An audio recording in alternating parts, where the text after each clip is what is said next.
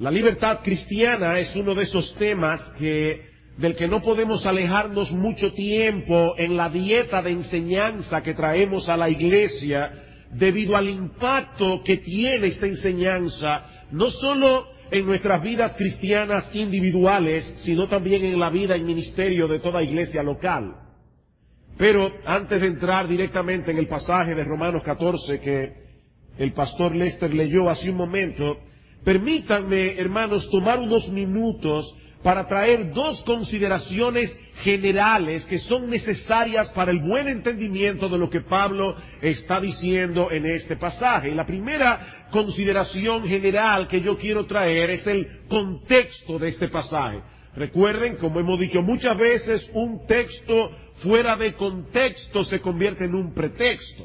Nosotros cometemos muchos errores de interpretación bíblica cuando sacamos un pasaje del contexto en que se encuentra. La carta de Pablo a los romanos es un tratado teológico en el que Pablo explica a un grupo de creyentes en Roma el mensaje esencial del Evangelio y las consecuencias prácticas que se derivan de abrazar ese mensaje del Evangelio por la fe. Por eso el texto clave de esta carta se encuentra en Romanos capítulo 1, versículo 15. Pablo dice a los hermanos en Roma: así que en cuanto a mí, pronto estoy a anunciaros el Evangelio, también a vosotros que estáis en Roma, porque no me avergüenzo del Evangelio, porque es poder de Dios para salvación a todo aquel que cree, al judío primeramente y también al griego, porque en el Evangelio la justicia de Dios se revela por fe y para fe, como está escrito: mas el justo por la fe vivirá. En los primeros 11 capítulos de la carta, Pablo se esfuerza por demostrar que la base de nuestra aceptación delante de Dios no son nuestras buenas obras, no es nuestro intento de obedecer la ley moral de Dios, sino la obra perfecta de redención que Cristo llevó a cabo a través de su vida y de su muerte. Él vivió la vida perfecta de obediencia que nosotros no hubiésemos nunca haber podido vivir, y luego fue a la cruz del Calvario para morir la muerte que todos nosotros merecíamos morir por causa de nuestras transgresiones. De manera que no somos salvos por nuestros méritos, somos salvos únicamente por los méritos de Cristo. Y todas las bendiciones que nosotros recibimos de la mano de Dios a partir del momento en que abrazamos el Evangelio por la fe serán recibidas únicamente en virtud de esos méritos de Cristo y no por nuestra obediencia. Ahora bien, Pablo sabía que esa verdad esencial del Evangelio podía ser fácilmente distorsionada por la mente carnal y llegar a la conclusión de que si nuestra salvación, a final de cuentas, depende enteramente de Cristo y no de nuestra obediencia, entonces el creyente puede vivir como le venga en ganas y como quiera recibirá los beneficios de la obra redentora del Señor. Pablo rebate esa forma de pensar en el capítulo 6 de la carta. Dice en el versículo 1, ¿qué pues diremos? Habiendo dicho que nuestra salvación depende enteramente de la obra de Cristo, dice Pablo, ¿qué pues diremos?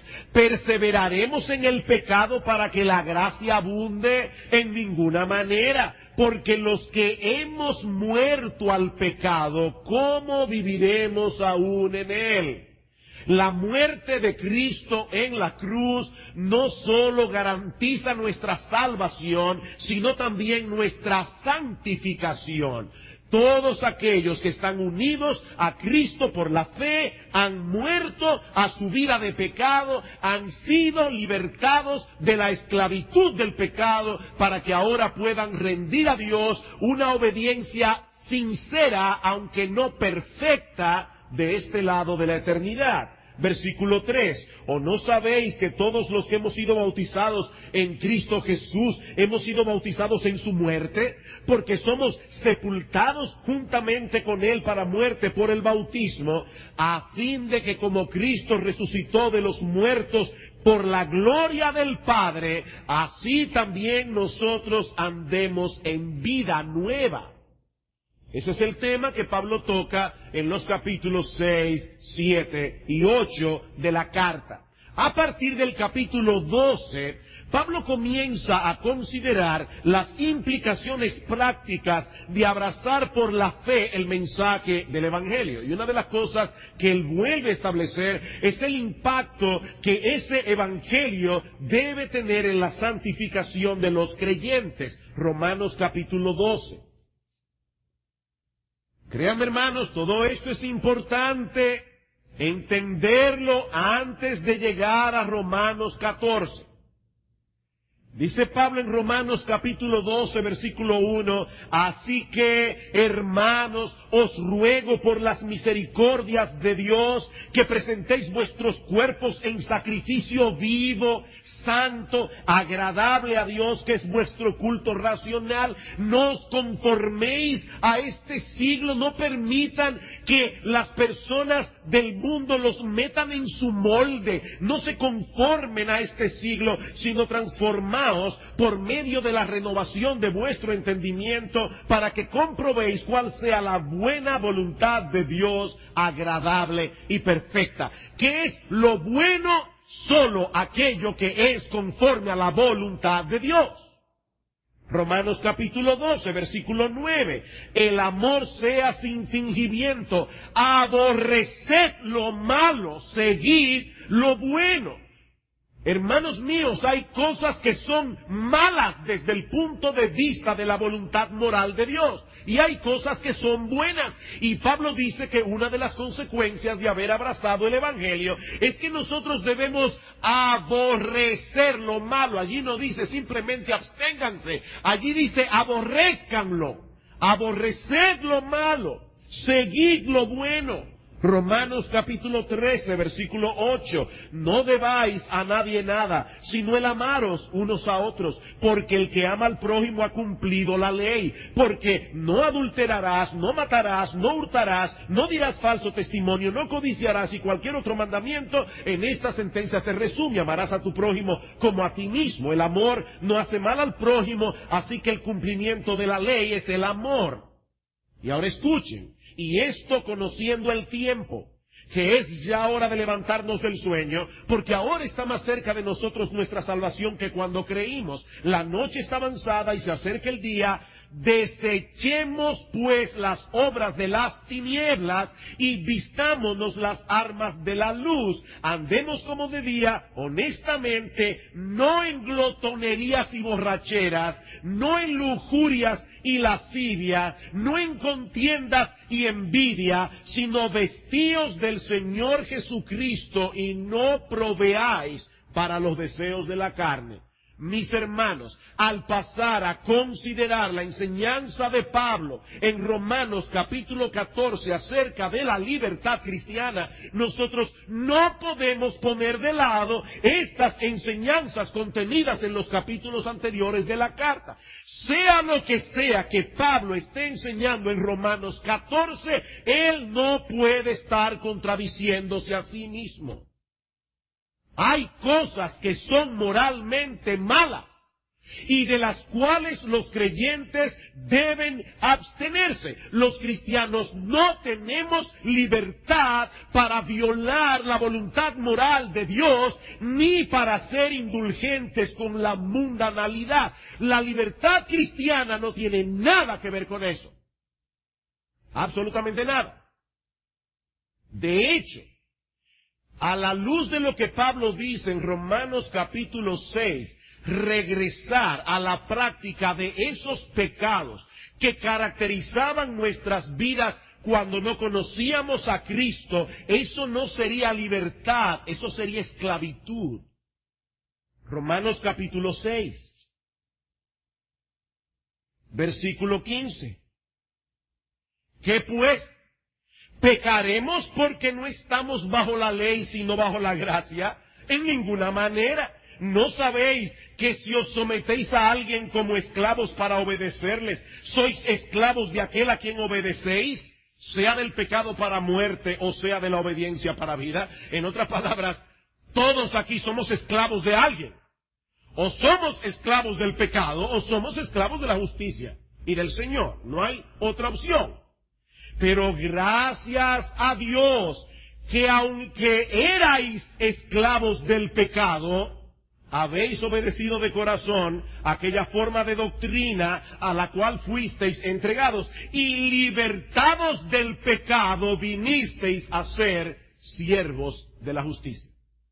Así que lo primero que nosotros debemos ver al entrar a considerar Romanos 14 es el contexto en el que este texto debemos ubicar, en el contexto en el que este texto debe ser ubicado en toda la carta de Pablo a los romanos. Otro aspecto que debemos considerar para el buen entendimiento del pasaje es la identidad de los débiles y de los fuertes. Si ustedes notan, en el capítulo 14 de Romanos es obvio que Pablo está hablando allí de personas a quienes él clasifica como débiles en la fe y otras personas a quienes él clasifica como fuertes en la fe. Dice en el versículo 1, recibid al débil en la fe. Evidentemente Pablo está dirigiendo su atención a los fuertes aquí.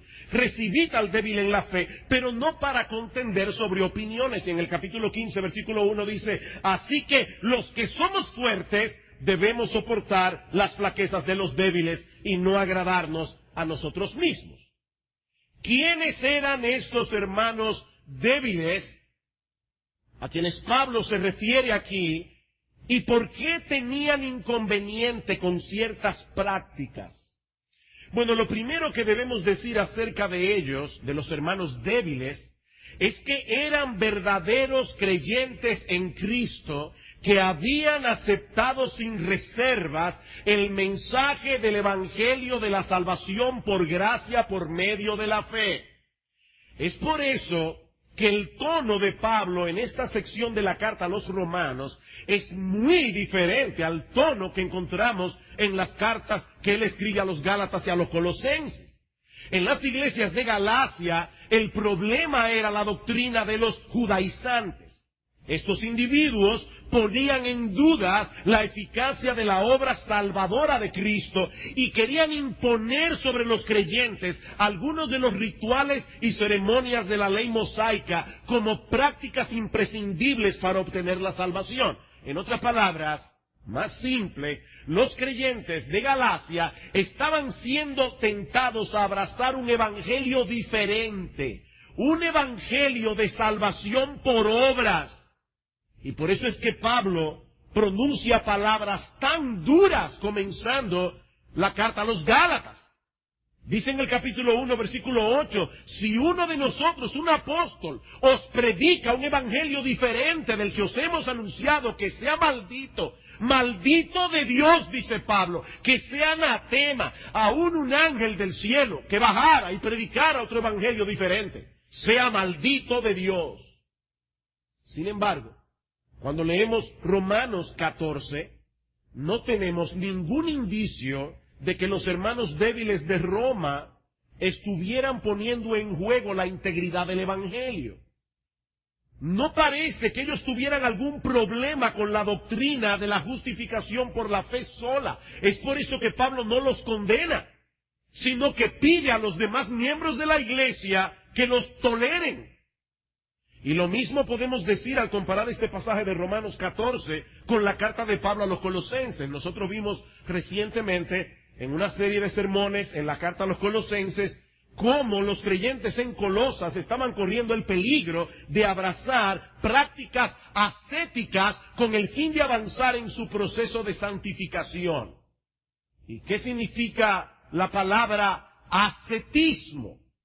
Bueno, la idea detrás del ascetismo es que a medida en que debilitamos el cuerpo, absteniéndonos de comidas, de bebidas, de descanso, nosotros fortalecemos el alma.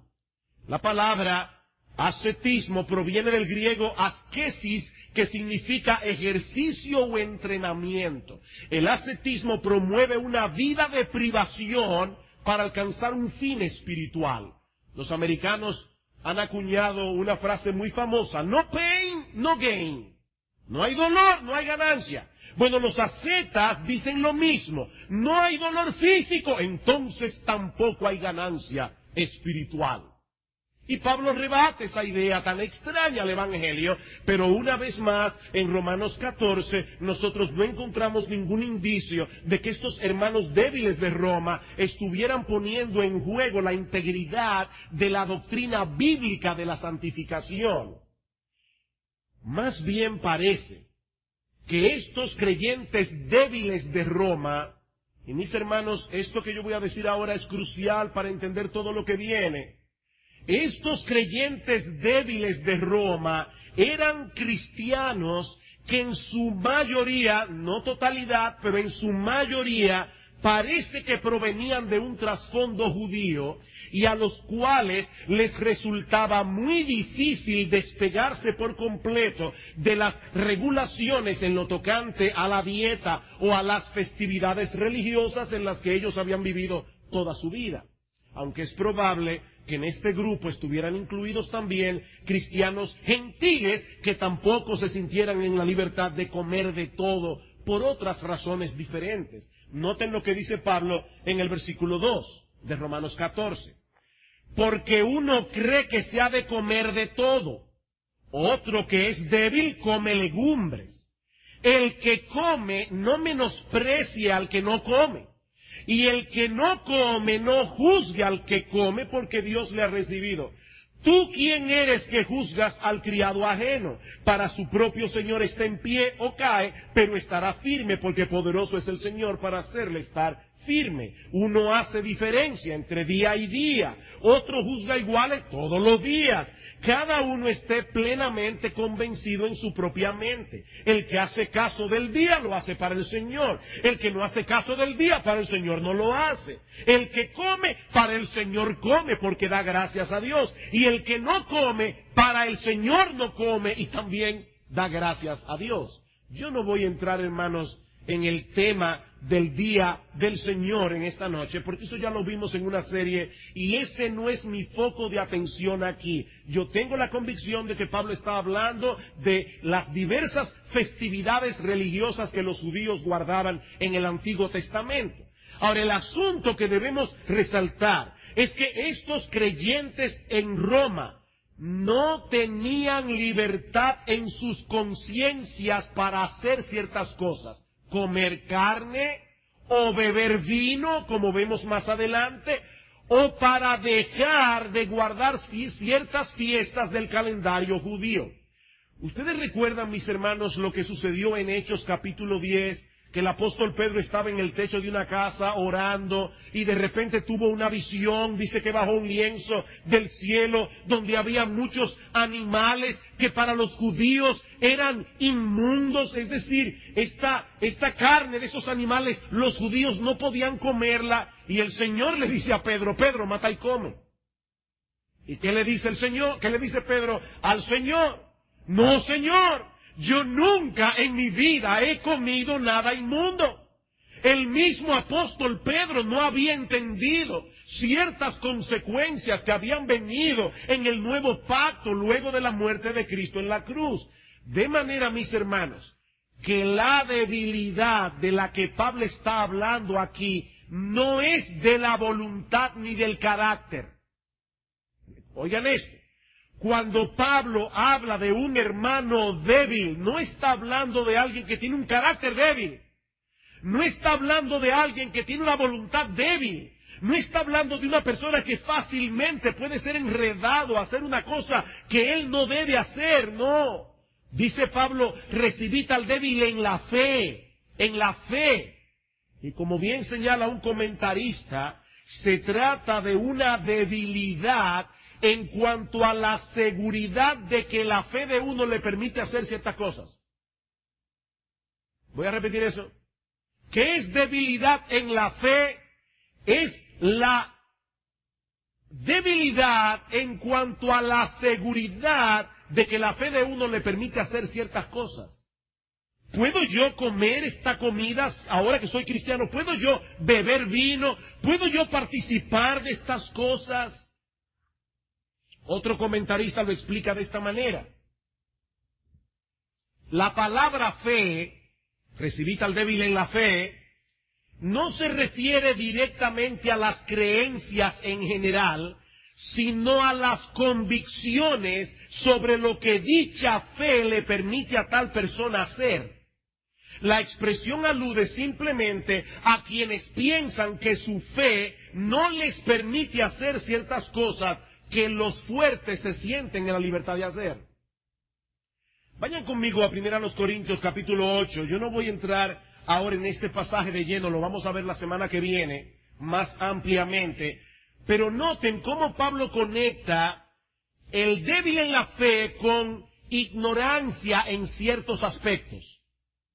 Falta de conocimiento. Dice en el versículo 7 de 1 Corintios 8, hablando de que hay personas que no tenían ningún problema en la iglesia de Corintios de comer carne sacrificada a los ídolos.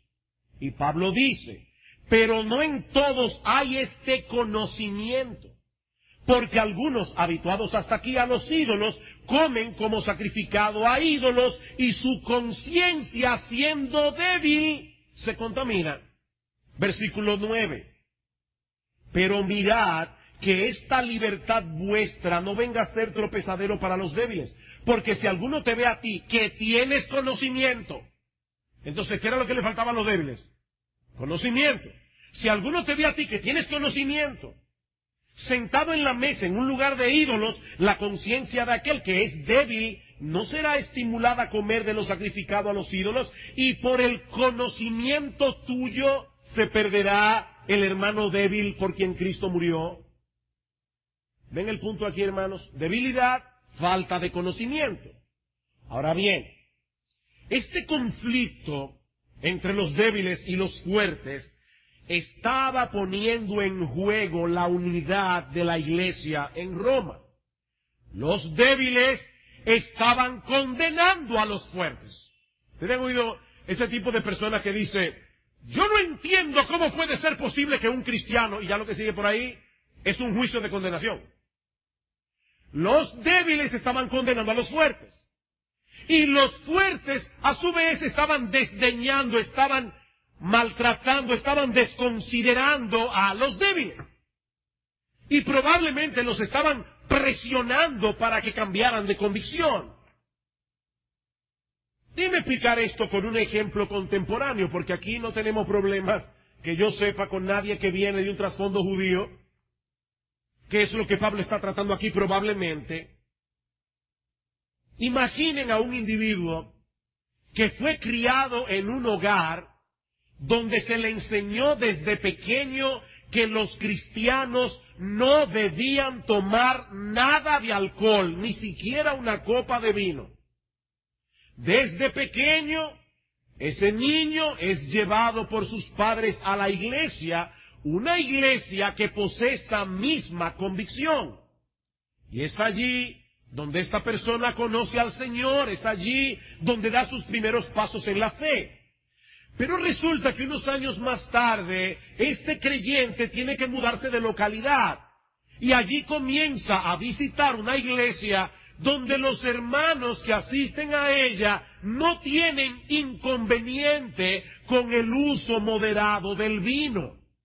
Es muy probable que ese creyente entre en un conflicto interno por la práctica de sus hermanos en la fe, que son miembros de su misma iglesia.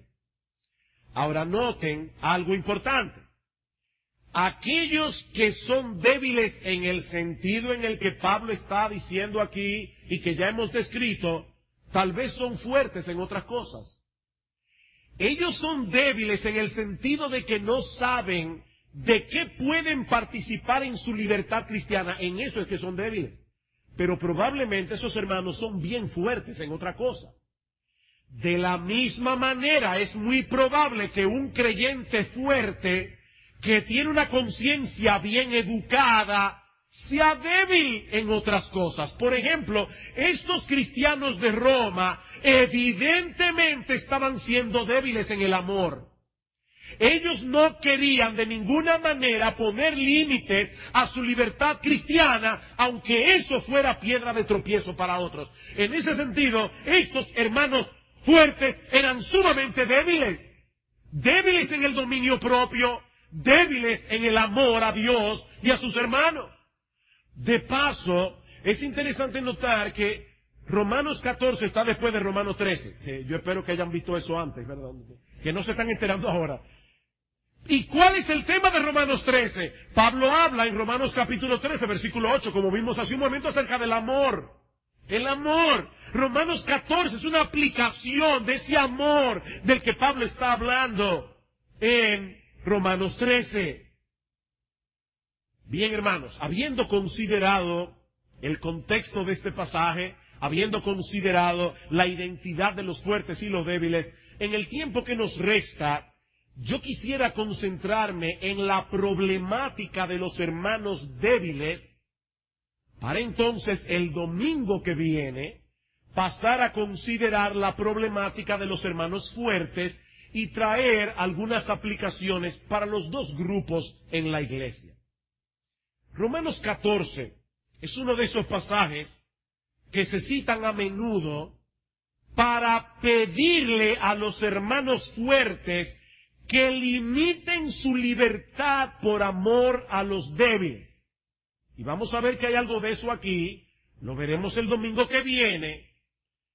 Sin embargo, mis hermanos, cuando observamos este pasaje con más atención, nos damos cuenta que lo que Pablo está haciendo aquí, lo primero que hace Pablo, es proteger la libertad cristiana. Proteger la libertad de ambos grupos.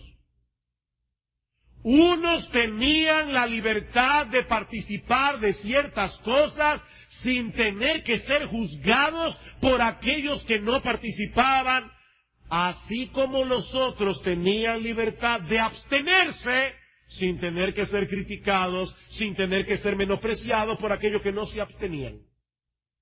Es evidente en el resto de este pasaje que eran los fuertes los que tenían una conciencia mejor informada. De ello noten en Romanos 15 que Pablo se identifica con los fuertes. Dice en el capítulo 15, versículo 1, así que los que somos fuertes debemos soportar las flaquezas de los débiles y no agradarnos a nosotros mismos. El problema de estos cristianos, los fuertes, no estaba en las cosas que practicaban en su libertad cristiana, sino en la actitud que tenían hacia aquellos que no tenían las mismas convicciones. Eso lo veremos el domingo que viene. Pero, mis hermanos, Pablo también quería impedir que en la iglesia en Roma se estableciera lo que algunos han llamado la tiranía del hermano débil. De paso, ese es el título que yo he escogido para mi sermón en esta tarde. La tiranía del hermano débil. Como yo no puedo participar de esas cosas con una limpia conciencia, entonces nadie debe participar de ellas. La solución para los hermanos débiles era muy fácil. Déjennos a nosotros establecer la norma, el patrón de comportamiento que todos deben seguir en la iglesia y de seguro tendremos una iglesia más santa y menos mundana. Pablo dice, no, de ninguna manera. De ninguna manera. Pablo no podía permitir esa tiranía en la iglesia bajo ningún concepto. Versículo 4. ¿Tú quién eres que juzgas al criado ajeno? Ahora, hermano, déjeme hacerles una pregunta. ¿A quién le está diciendo Pablo primariamente esto? Yo creo que Pablo tenía en su mente a los hermanos fuertes también. Pero ya Pablo ha dicho que el problema que estaba viendo aquí era que los fuertes menospreciaban a los débiles y los débiles juzgaban a los fuertes. Y Pablo les dice primariamente a los débiles, ¿tú quién eres? ¿Quién te crees tú que eres para estar juzgando a un criado ajeno? Mis hermanos, estas palabras son fuertes. Sin darse cuenta, los creyentes débiles estaban tomando el lugar que solo le corresponde al Señor. Y para hacérselo ver, Pablo apela a un ejemplo de sentido común. Supongamos que usted tiene un taller de mecánica para automóviles, usted tiene varios empleados debajo suyo, usted es el dueño del taller, pero resulta que frente a su taller hay otra persona que tiene otro taller de mecánica y resulta que la forma como esa persona maneja a sus empleados es totalmente diferente a la forma como tú manejas a los tuyos. Un estilo diferente. Ellos tienen un horario de trabajo diferente. El proceso que usan para darle entrada y salida a los vehículos es muy diferente, y así con muchas otras cosas. ¿Qué derecho tendrías tú para ir al taller de enfrente a querer cambiar las reglas que le impuso su dueño? Usted no es el dueño de ese taller. Y las personas que laboran allí no son empleados suyos, son empleados de otro dueño. Bueno, mis amados hermanos, eso es exactamente lo que nosotros tenemos en la iglesia. Recuerden que en Romanos 14 Pablo no está tratando con cosas que han sido claramente prohibidas por Dios. Pablo está hablando aquí de ciertas prácticas que no son pecaminosas en sí mismas. Tomemos como ejemplo el problema que los hermanos débiles tenían con el hecho de comer carne. ¿Cuál era el problema aquí? Porque en el Antiguo Testamento no se le prohibía a los judíos comer carne. Pero Dios había dado a su pueblo ciertas regulaciones en cuanto a las carnes que se podían comer y en cuanto a la forma como esa carne debía ser preparada. Eso es lo que se llama una comida kosher. Una comida kosher es una comida que pasa el filtro de esas regulaciones y el judío ortodoxo las puede comer. Por supuesto, los judíos no se quedaban ahí. A eso los rabinos añadían un montón de regulaciones en la interpretación que ellos le daban al libro de Levítico y todas las regulaciones que había en el libro de Levítico con respecto a comer carne.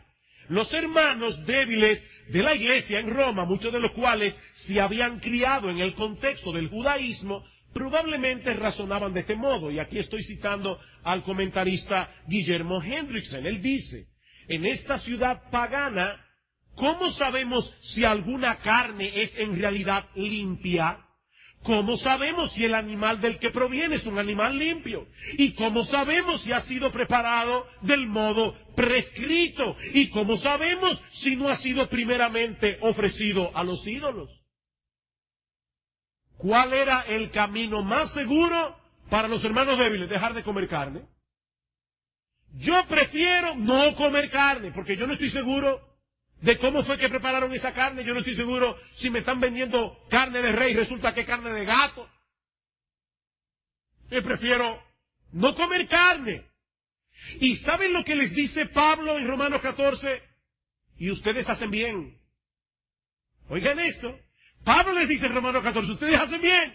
Ustedes tienen libertad para abstenerse y nadie debe criticarlos por eso. Cuando un creyente en Roma venía a menospreciar a estos cristianos que tenían estos escrúpulos, estaban pecando contra Dios, estaban faltando a la ley del amor.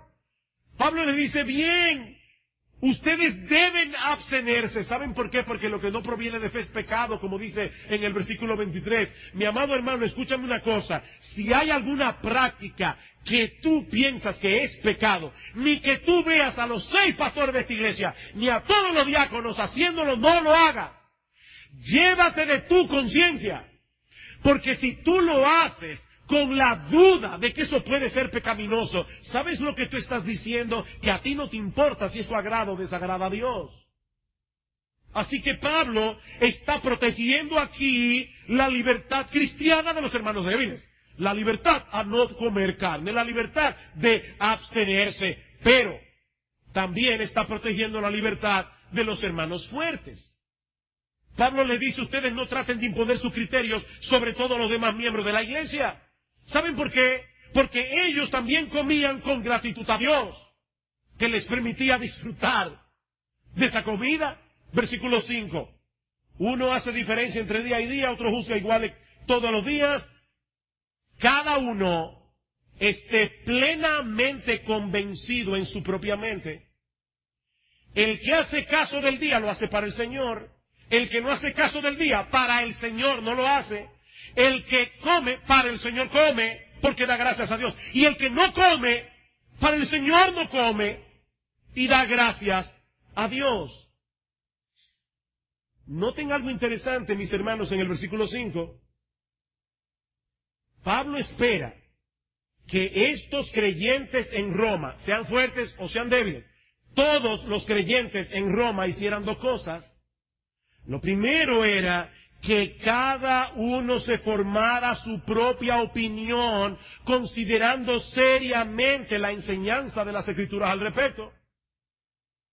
Me decía anoche mi esposa, veníamos hablando en el camino de este tema, y me decía, definitivamente hay personas en la iglesia, que no es en esta iglesia, puede ser en cualquier iglesia, que se presentan como hermanos fuertes. Yo soy fuerte, yo puedo hacer de todo. Pero no es porque son fuertes, es por el hecho de que ellos prefieren no darle mucha mente a las cosas y seguir la inclinación de su deseo. Pero Pablo dice, no te atrevas a seguir la inclinación de tu deseo. Estudia bien las Escrituras para que estés plenamente convencido en tu propia mente. Todos nosotros necesitamos una conciencia bien informada. Y la segunda cosa que Pablo esperaba de los cristianos en Roma es que una vez ellos llegaran a una convicción, que la guardaran hasta la muerte. Una vez, a través de las Escrituras, ellos llegaban a una conclusión al respecto, ellos debían seguir su conciencia. Fíjense, hermanos, yo no sé si lo notaron, que en el versículo 6, un solo versículo, la frase para el Señor aparece 4 veces. 4 veces. El que hace caso del día lo hace para el Señor. El que no hace caso del día para el Señor no lo hace. El que come para el Señor come porque da gracias a Dios. Y el que no come para el Señor no come porque también da gracias a Dios. En otras palabras, Pablo se estaba esperando que estos cristianos actuaran reflexivamente. ¿Ustedes han visto esos cristianos cuando le dice, fulano, tú te has puesto a pensar si eso que tú estás haciendo es correcto? Ay, mira, yo prefiero no buscarle las 5 patas al gato. Pero mira, puede ser que el gato tenga 5 patas. Estudia las Escrituras. Trata de que tu conciencia esté informada por la luz de la Biblia y no por la inclinación de nuestro corazón, porque dice en Jeremías capítulo 17 que no hay una cosa en el mundo que sea más engañosa que el corazón humano.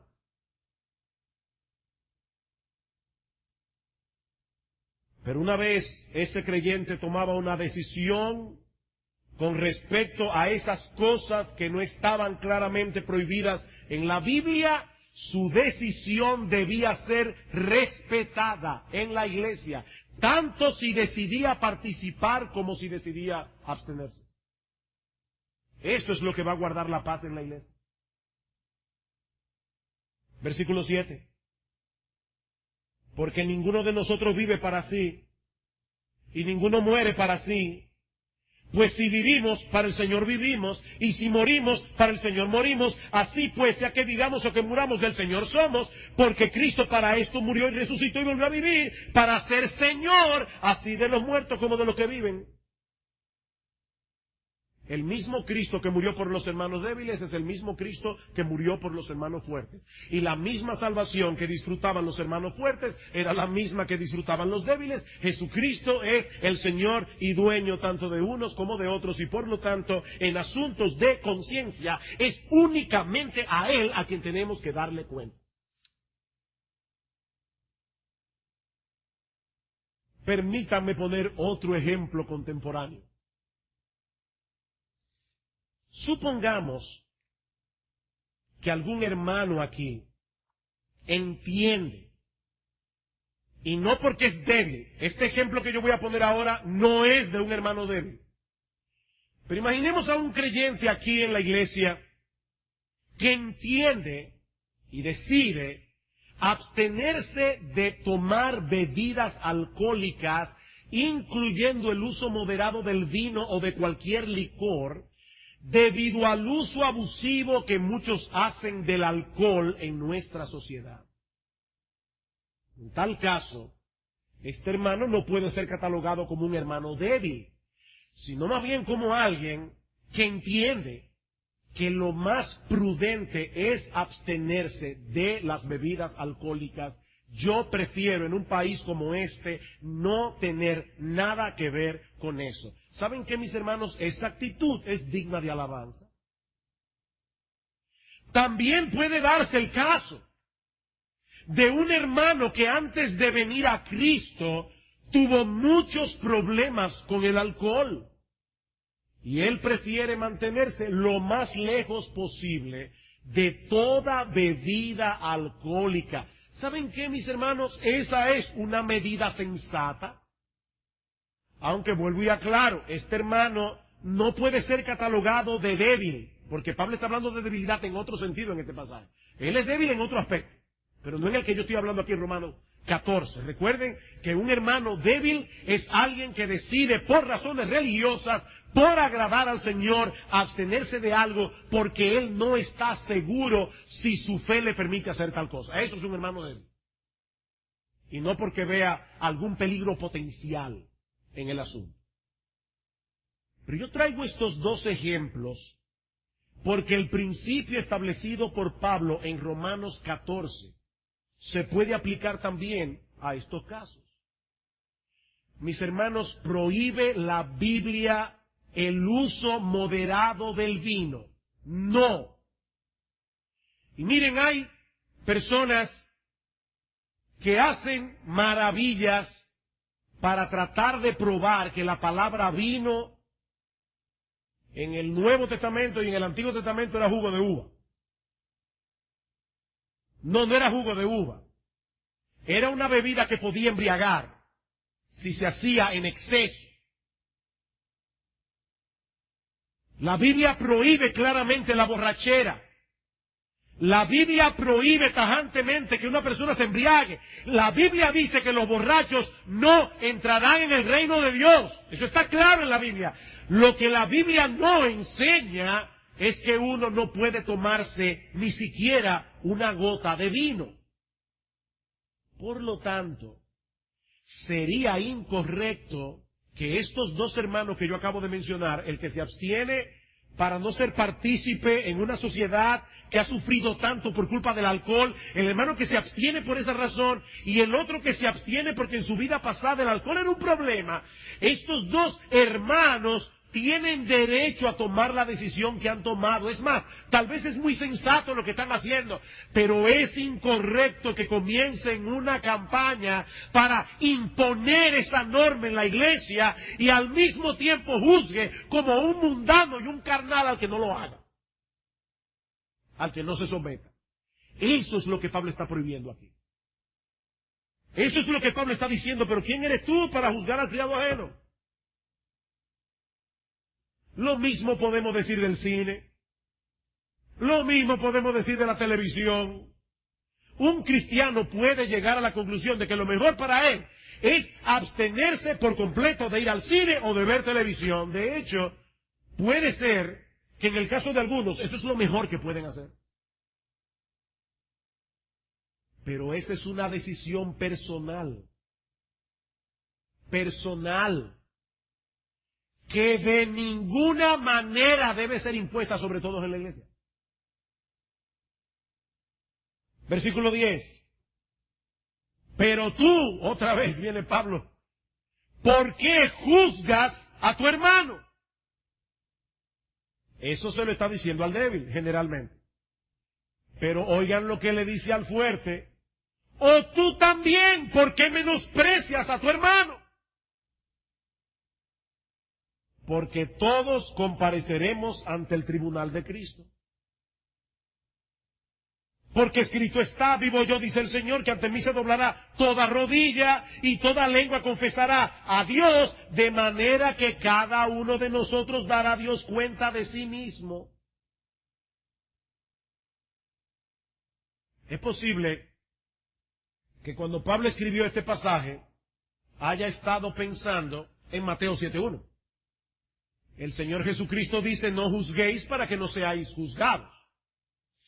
Ahora bien, ¿está prohibiendo el Señor a los cristianos que hagan uso de sus facultades críticas al evaluar a otra persona? Por supuesto que no, porque más adelante el Señor nos advierte que tengamos cuidado con los falsos profetas. Y para yo poder identificar quiénes son los falsos profetas, indudablemente yo tengo que hacer uso de mis facultades críticas. De hecho, noten algo interesante. En Romanos capítulo 15, versículo 14, al final de esta sección, Pablo dice, pero estoy seguro de vosotros, hermanos míos, de que vosotros mismos estáis llenos de bondad, llenos de todo conocimiento, de tal manera que podéis amonestaros los unos a los otros. Pero si yo no hago uso de mi facultad crítica, ¿cómo yo voy a amonestar a alguien? O sea que evidentemente el Señor no está prohibiendo aquí que nosotros hagamos uso de nuestras facultades críticas, de nuestro discernimiento. Pero el Señor está prohibiendo ese espíritu censurador e hipercrítico que asume el derecho de pasar un juicio inmisericordia y severo sobre la conducta de todo el mundo, generalmente acompañado por una justificación de su propia conducta. Por eso es que el Señor sigue diciendo en Mateo 7, ¿por qué miras la paja que está en el ojo de tu hermano y no echas de ver la viga que está en tu propio ojo? ¿O cómo dirás a tu hermano, déjame sacar la paja de tu ojo y aquí la viga en el ojo tuyo? Miren, mis hermanos, si nosotros estuviéramos más conscientes de la terrible pecaminosidad de nuestros corazones, como nos decía Salvador esta mañana, y de que todos compareceremos algún día ante el tribunal de Dios, yo creo que nosotros dejaríamos de ser tan severos en nuestro juicio con los demás. Dejaríamos de ser tan severos. Hace unos años mi esposa y yo estábamos recién casados, vivíamos en esa época en Puerto Plata, y fuimos a la playa de Sosúa. Mi esposa tenía puesto un pantalón de jean, ni siquiera estaba en traje de baño. Y se nos acercaron dos personas que por el porte yo más o menos me imaginaba el trasfondo que tenían religioso. Eran evangélicos, pero de cierta denominación en particular. Y nosotros muy naturalmente comenzamos a hablar con ellos y nos identificamos como cristianos. La mujer que estaba con este señor, su esposa me imagino, comenzó a predicarle el evangelio a Gloria como si ella fuera inconversa, y su argumento era que una cristiana no puede usar pantalones. O sea, ella no conoce a la persona que está sentada ahí, pero por un asunto externo, un pantalón en una playa, ella llegó a la conclusión, no, esa persona no puede ser cristiana. Bueno, es de eso que Cristo está hablando aquí precisamente. Exactamente de eso. Noten, no sé si se dieron cuenta el énfasis de Pablo en la palabra todos. Versículo 10, otra vez. Pero tú, ¿por qué juzgas a tu hermano? Tú también, ¿por qué menosprecias a tu hermano? Porque todos compareceremos ante el tribunal de Cristo. Porque escrito está, vivo yo, dice el Señor, que ante mí se doblará toda rodilla y toda lengua confesará a Dios. De manera que cada uno de nosotros dará a Dios cuenta de sí. Nosotros algún día estaremos delante de Dios. Y es ese juicio, a final de cuentas, el que importa. Me llamó la atención el hecho de que Pablo usara esa cita precisamente. Cuando dice, vivo yo, dice el Señor, que ante mí se doblará toda rodilla y toda lengua confesará a Dios. En su casa, no lo busquen ahora, pueden ver que este texto se encuentra en Isaías 45:23. Ahora, si usted lee Isaías 45, los versículos 20 en adelante, y van a ver el versículo 23 ahí insertado, se van a dar cuenta que en ese texto Dios a través del profeta enfatiza el hecho de que solo Él es Dios y que de que no hay ningún otro Dios fuera de Él. Y ese es el texto que Pablo usa aquí. O sea, Pablo le está diciendo al hermano débil, óyeme que a ti no te dieron el trabajo de ser Dios. Que no hagas ese papel, que no juegues ese papel. Bájate de ese pedestal, que en ese trono donde todos serán juzgados, solamente Dios se va a sentar allí. Cada uno le dará cuenta a Dios. A Dios. Como dice Douglas Moo, el comentarista, en última instancia, si tenemos o no razón en lo que decidimos hacer o no hacer, es algo entre nosotros y Dios. En ocasiones, otros cristianos pueden ayudarnos a entender la voluntad de Dios. Me encantó que él diera esa nota de equilibrio aquí.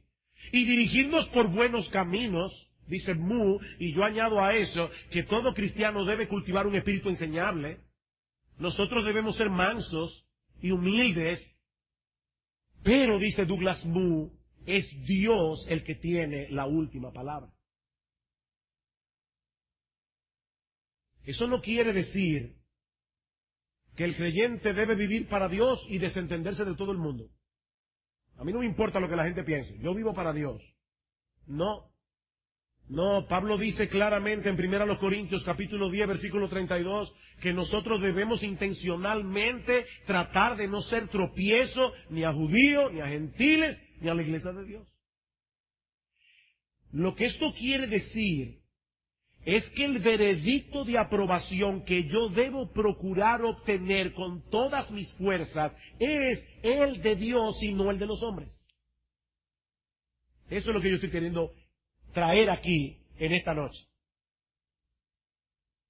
El que se guía por ese principio, en la generalidad de los casos, será un instrumento de bendición para otros y no de tropiezo, en la generalidad de los casos. Leí recientemente una historia que me chocó y pienso que es una buena ilustración de este principio. El primer rey que logró unificar las tribus guerreras de la península arábiga fue Abdelaziz bin Saud. Gobernó Arabia Saudita en los primeros años del siglo XX. Creo que murió en el 53. A finales de 1930 y a principios de los 40, algunas compañías petroleras americanas comenzaron a explotar con el permiso del rey este territorio que, como ustedes saben, es un lugar de fuertes convicciones islámicas. Lo que trajo como consecuencia que muchos extranjeros, sobre todo norteamericanos, se mudaran a Arabia Saudita. Resulta que algunos de estos trabajadores profesaban ser cristianos. Así que le preguntaron al rey Abdelaziz si podían establecer allí iglesias cristianas. El rey les pidió unos días para pensarlo antes de responder. Pero, una semana más tarde, otro grupo de la compañía petrolera vino al rey para preguntarle si podían beber alcohol en los terrenos de la compañía. El alcohol está prohibido entre los musulmanes. Parece que Abdelaziz era un rey sabio, en la gracia común de Dios, y les respondió haciéndoles una pregunta. Si ustedes tuvieran que elegir entre tener iglesias o tener alcohol, ¿cuál de las dos escogerían? Después de debatir el asunto entre ellos, le dijeron al rey, escogemos el alcohol. El rey les respondió, si hubieran escogido las iglesias, les habría dado permiso para tener las dos cosas. Pero ya que escogieron el alcohol, no podrán tener ninguna de las dos. Probablemente,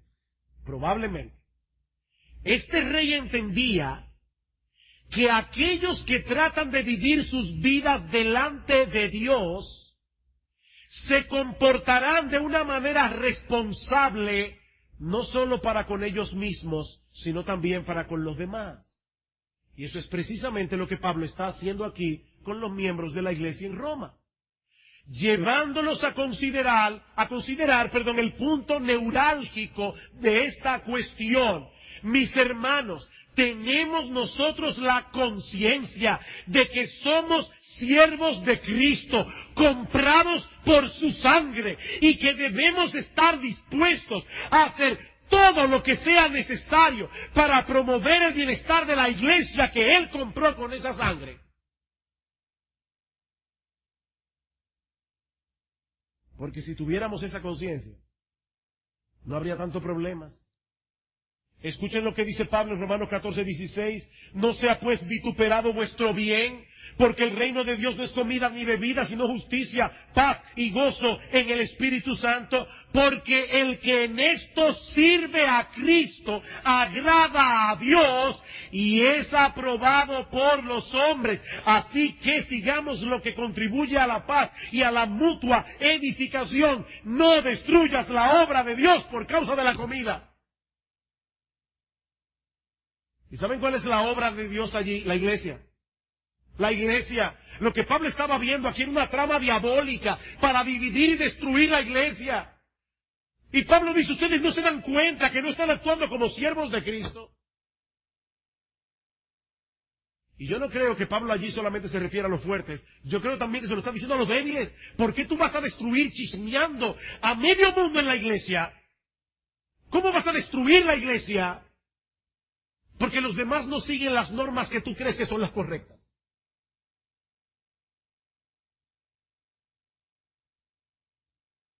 Déjame hacerles una pregunta y con esto concluyo. He estado mucho dándole mente a esto que les voy a preguntar ahora. ¿Ustedes creen que sería mejor si todos los miembros de una iglesia local tuvieran exactamente las mismas convicciones con respecto a todas las cosas? En las cosas que se practican, la música que se oye, los lugares que se visitan, lo que se puede beber y no se puede beber, lo que se puede ver y no se puede ver. Ahora recuerden, yo no me estoy refiriendo a cosas que están claramente prohibidas en las Escrituras. Yo no estoy hablando aquí si todos debemos tener la misma convicción de que el adulterio es pecado. No, yo espero que tengamos todos la misma convicción.